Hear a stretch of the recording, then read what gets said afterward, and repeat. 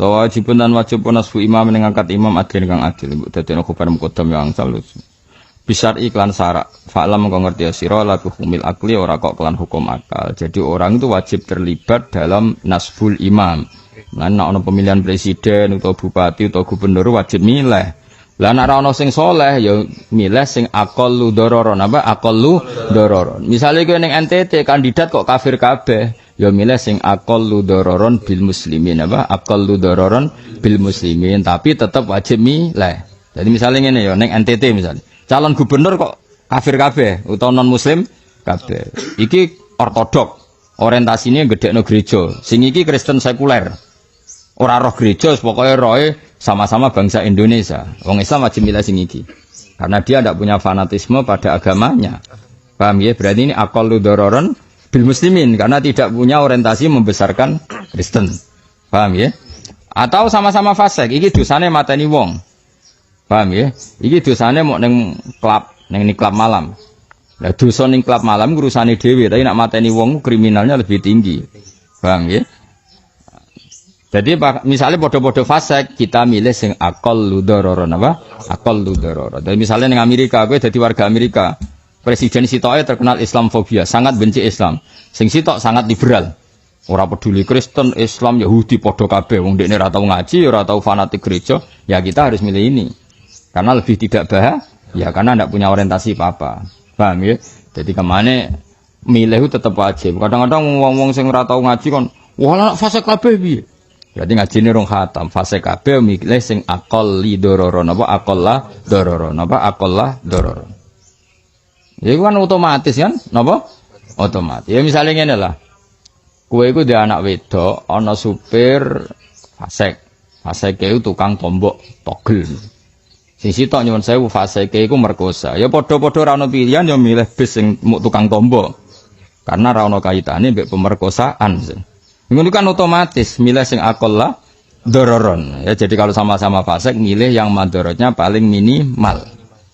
Ngono kok ora barbar. Mulane wong aja kuper to. Tetep mikir. Islam itu selalu menyediakan jawaban. Mau karena dalam kaidah fikih jika ada dua mafsadah kumpul maka milih akhaffuhuma dararon paling madharate paling minimal. Tetap ada pilihan. Bukan terus kayak tadi kita kan mungkin sebagian saudara kita hidup di NTT. Kan mungkin semua kandidat bupatinya non-muslim. Atau hidup di Papua, mungkin semua kandidatnya non-muslim. Kan tidak punya pilihan. Terus gak milih, ya keliru, tetap harus milih. Tapi milih sing aqalla dararon. Kan kalau aksara naf'an kan gak mungkin, bodoh-bodoh ngono kan. Milih apa? Aqalla dararon. Ya misalnya kok ngene lho. Ditakdir omam iku nggon ula, sitok nggon ula ijo mek kobra, sing sitok mau ula piton utawa ula tali pijet, milih sing awor ula piton. Lumayan kan gendut ngono. Maksudnya, tapi aja sate, maksudnya yo tangganan. Kan ini lebih gak bahaya.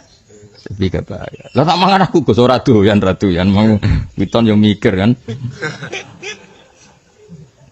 Tapi kan awal kobra atau ula ijo lebih bahaya. Ya pilihannya itu jawab hasil ya kalau masalah fasik itu pilihannya apa aqalla dararon apa aqalla dararon. Fale samangka ora ana apa nasbul imam ruknan iku termasuk rukun yuk takodu kang den yakini apa nasbul imam fiddin dalam agama. Kamu ndak usah memaksakan khilafah atau memaksakan ideal mergo nasbul imam tidak termasuk ruknan fiddin, tidak mendesak Ahmad. Jadi kemana ini loh? Kamu tidak usah memaksakan sistem terlalu. Sistem apa harus apa enggak perlu seperti itu. Karena nasbul imam itu laisa ruknan yu'taqad fiddini. Mulane kados Mbah Mun nggih fleksibel. Saraku wong alim-alim delok sistem pemerintahan cek republikan, cek mamlakah, kerajaan, cek sistem monarki itu rada fleksibel. Mergo masalah nasbul imam dalam mazhab Ahlus Sunnah wal Jamaah bi laisa ruknan yu'taqad fiddini. Dadi kira usah ngotot nemen-nemen. Falatasi mongkojo melenceng siro an amri sangi urusane ad-din al-mubini kang jelas. Jadi sing ra rukun agama mbok aja mbok tenani nemen-nemen ora termasuk rukun nek gegerem gak karuan biasa wae napa? Biasa wae. Nah, illa bi kufrin kecuali salah imam nganti kafir fambidan mongko buah sira ahdaw ing ahdal kafir. Pawa mengkote Allah yakfina iku nyukupi sapa wa ing kita adahu ing pilarane imam utawa pemimpin wahdahu halis wijine Allah. Allah piyambak sing bakal menolong kita. bi ghairi hadza kan saliyane kekafiran la yubahu ora oleh apa sarfuhu mecat imam. Wale salan ora ana sapa imam yuzalu den pecat sapa imam in uzila lamun ilang wa wasfuhu status sifate imam. Jadi misalnya ngene. Kowe milih bupati utawa milih gubernur. Pas mbok pilih iku nyuwun sewu gak zina, gak narkoba, gak korupsi. Paham ya? Ternyata di pertengahan jabat dia korupsi. Nah itu kalau dalam kaidah Ahlussunnah tidak harus dipecat. Meskipun boleh tapi tidak harus. Paham ya? Tidak harus. Karena apa yang mengharuskan dipecat kalau dosanya sampai kufur. Nah asal ketika awal dia tidak seperti itu. Ya, tapi kalau dari awal seperti itu ya dari awal kamu nggak boleh milih, paham ya? Jadi misalnya ono wong terkenal korupsi, ya dari awal kamu nggak boleh milih.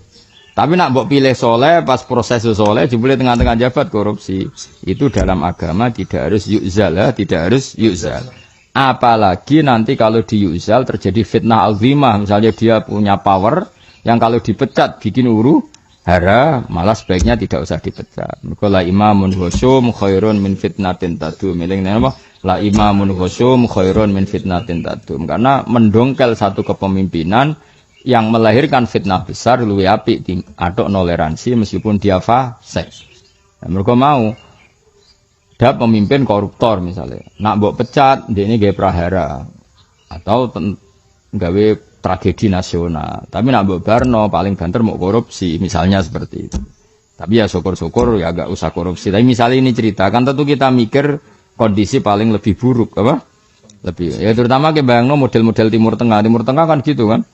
Misalnya daerah-daerah tertentu ya Saddam Hussein lah dulu zaman cerita Saddam Hussein yang jangan semua Timur Tengah Saddam Hussein lah sudah yang contoh.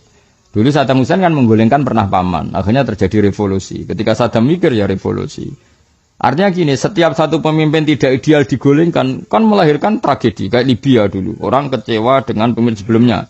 Dikudeta Pak Gaddafi kan, Pak Gaddafi dikudeta, terus akhirnya Libya sampai gak berbentuk negara sampai sekarang. Artinya kalau nuruti ideal, malah sebuah negara itu gak punya pemimpin. Mendingan korupsi lah, bengak-bengok lah, sementing dia pemimpin. Karena kalau digulingkan malah kelasnya tragedi apa? Tragedi. Mulai santri yang ngono, zaman akhir mondok utuh kafet khusyuk ngene-ngene. Iku masalahnya nek ora borusin ning pondok, iku malah ngegeng tok ndi-ndi. Oh coba dene Imam Syafi'i ora zamane. Paham yo? Dadi gampangane nek ora mondok luwih ngeri. Tapi nek mondok aja bayangno ideal terus kok Imam Syafi'i, Imam Malik. Bocah kok aware zaman akhir kok bayangno ngono, wis keliru. Terus bapak elang bayangno ngono iku yo luwih keliru. Wong mbok eling turunane sapa? Bapake dhewe iku bapak ilu maca juz samae ra iso, bareng anake ra hafid ngamuk. Yo dekne dhewe latihan ngapal Al-Qur'an. Mana kula kepengin wali murid tau setor kula, ben ra nuntut anake nemen-nemen. Angger ra tau setor ngono iku. Wong 4 tahun kok rapal. Lah jenengan wis dak tahun rapal blas. Aneh-aneh. Nah bab iku aku bela santri yakin lho. Oh nganti mati tak bela nak bab iku. Kadang wali murid yo ora tau diri yo.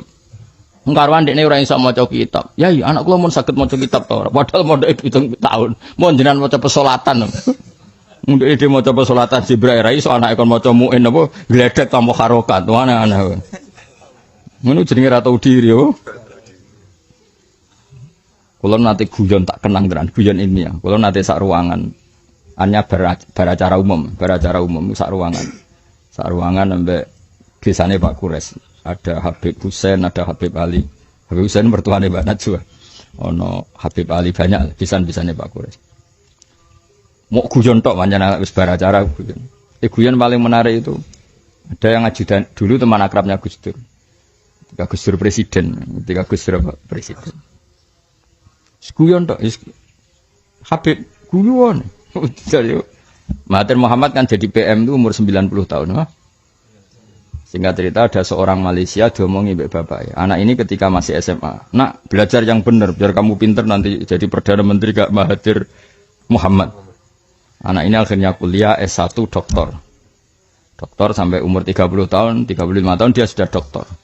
Bapaknya umur swidak. Bapaknya umur ternyata pas bapaknya umur swidak Mahathir Muhammad jadi perdana menteri umur 90 tahun. 90 tahun Mahathir jadi perdana menteri lagi kan, kemarin kan Perdana Menteri tertua di dunia kan Mahathir. Makanya termasuk yang inspirasi Pak Ma'ruf Amin, jabat itu, orang yang lebih tua. Anaknya gentenan, bapak itu Pak, belajar yang benar, biar nanti kalau 90 tahun jadi PM gak Pak Mahathir. bapak wasem manis. Karena masih mungkin kan? Bapak wis tidak tahu menawa watuk-watuk digandani. Pak, kalau jadi orang tua belajar yang benar, biar pas tua banget jadi perdana menteri kayak Pak Mahathir. Mergo dekne mangkel wis dokter, udah dokter gak jadi perdana menteri. Akhirnya diamuk Pak bapak itu. Paham ya, Pak? Dang to ya. Kadang-kadang wali murid kudu dikandani kok ngono mau targetnya berlebihan. Itu tobat wong ora usah ngono wis pokoke. Ya nak target ya oleh ambisi ya oleh tapi ya ngoco le. Zaman akhir anake karep ya mondok ya lanyah ya bener ya saleh. Ya wis jenenge Pak sing mondok kono pokoke berlebihan ngono. Tapi sing ngomong jo kowe, nek wis ngomong dosa sok ladap. Aku kiyaine sing ngomong, nek pancen berlebihan targete. Aneh-aneh wae napa? Aneh-aneh. Masalah pemimpin ya padha ngono. Wong pemimpin zaman akhir wong ora nabi kok ya pemimpin ya saleh ya sayang rakyat ora tau salah. Ki iku gawe syarat bupati ta syarat dadi nabi. Ayo takok. Paham? Aku penting pemimpin saleh ora tau salah peduli ya kowe gawe syarat dadi bupati apa syarat dadi nah dadi bupati wis pokoke asal umume wong ngene ora usah berlebihan. Mulane nek kita ahli sunnah piye ora oleh dipecat asal saleh ra nganti kafir. Maksudnya itu terutama tadi ukurannya apa? Kalau dipecat malah terjadi praha. Ya terutama kayak cerita di Libya.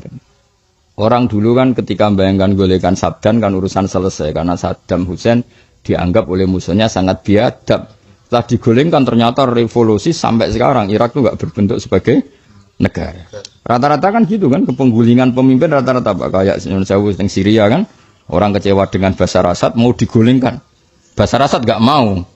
Makanya kan Syria sampai sekarang kan nggak berbentuk negara saking kreditnya. Beda andai kan ya sudah seperti itulah gak usah dijelaskan panjang lebar walhasil mau kula ini nerangno kenapa akidah Ahlussunnah seperti ini illa bi kufrin fam bidanna ahdahu fa wa yakfina adzahu wahdahu bi ghairi hada la yubahu sarfuhu wa laysa yu'zal in uzila wasfuhu. Jadi kalau ada salah-salah yang selain kafir, apalagi salah itu bisa dimaafkan atau salah itu lebih ringan ketimbang kalau ada revolusi chaos, maka kita harus menoleransi. Lane wahal dama ali ahli sunnah wal jamaah kama alil qaida yuktafaru fid dawam ma la yuktafaru fil ibtida. Nah ini dalil bahmun al imamul khusyum khairun min fitnatin tadum. Imam sing lacut atau pemimpin sing lacut sing fasik luwih apik timbang fitnah berkepanjangan. Elinge napa al imamul khusyum khairun min fitnatin tadum. Bahwa imam fasik is fasik-fasik sithik iku luwih gampang kita toleransi timbang nak digolengno jadi praha. Ini contoh paling gampang Syria sama Libya. Itu kayak apa orang merindukan pemimpin adil bareng digolengno sing fasik malah terjadi chaos. Chaos terus panjang. Sama alhamdulillah kita dadi ahli sunnah napa wal jamaah sing duwe paham apa al imamul khusyum khairun min fitnatin tadum. Ya maulah misalnya gede bojo cerewet ngene-ngene wae sabari wae. Luwih loro status duda wis dah ngandel. Kowe pegatan. Terus menawa wong pegatan dititeni lho mek rondo-rondo. Iki dhisik di bojo ayu, cerewete dipegat. Sampeyan aku nang dikonokno. Kan terus ribet kan? Akhire wong terus trauma, mbek raimu trauma. Kok pamane pegatan pindho ping 3 wong kan nggih padha wong wedok kok sering dipegat sing lanang. Yo ngawin kan yo mikir. Kabeh wong lanang ra kuat. Tapi nek kowe sabar, kan paling banter mau diujar-ujari tok. Tapi mutu-mutu kan gagah, di bojo duwe, anak kira 5. Padahal sering tukaran anak dia anak, itulah istimewanya kami. Anak keren kan? Tukaran terus tapi anaknya wakai. Wan jos apa? Wis termasuk keajaiban dunia kan malah keren. Paham ya? Jadi wong yo mikir sing luwih ekstrem. Ya padha kowe endi atuk Joko tua asal untuk bojo asal wedok. Ya atuk untuk bojo asal wedok. Timbang golek ideal akhirnya ra entuk. Sing ideal ora gelem mbek kowe kan akhirnya ribet. Aku golek bojo sing nasab, sing pinter, sing hafidhah, sing qanaah, sing ayu. Ya ora ono, umpama ono ora gelem mbek kowe kan. Lah akhirnya piye ya atuk rabi asal wedok. Kan terus gagah, payu ngawur. Ya cuman ayo aja resepsi mari wong dosa. Iya kan? Waduh elek resepsi agar wong delok ngenyak, agar wong delok. Mari dosa, cara ini mari dosa. Mari wong komen ya, Bang. Komen. Jadi ribet. Biasa wae wae rapi. Supaya mati sok ya mati. Rasa udang-udang kanca ya mati. Semua kaya mlebu neraka ya mlebu. Sing kok wae swarga ya swarga. Ning swarga malah lali kanca, saking widadari malah ra buta kanca. Nah, yang dibojone dunya wae elek cerewet ning swarga widadari akeh malah lali apa? Kanca. Ning neraka tambah lali siksa. Allahumma